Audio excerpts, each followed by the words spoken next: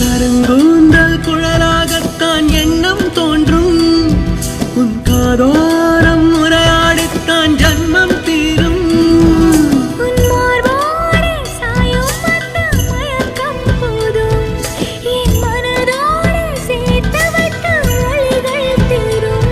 உன் காதல் ஒன்றை தவிர என் கையில் ஒன்றும் இல்லை. அதை தாண்டி ஒன்றும் இல்லை. பெண்ணே